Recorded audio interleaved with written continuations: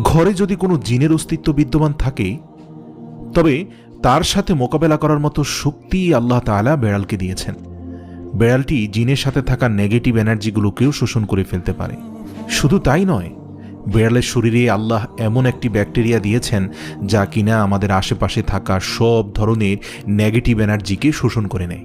এছাড়াও বিজ্ঞানীরা বলছেন, আমরা যখন রাতে ঘুমাতে যাই তখন ঘরে পুষে রাখা বেড়াল সারা রাত ধরে আমাদের শরীর থেকে নেগেটিভ এনার্জি শোষণ করতে থাকে। আল্লাহ রাব্বুল আলামিন বেড়ালের মাঝে কিছু বৈশিষ্ট্য দিয়েছেন যার কারণে এমন সুন্দর একটি মাখলুক আমাদের রোজকার জীবনের অংশ হয়ে উঠেছে।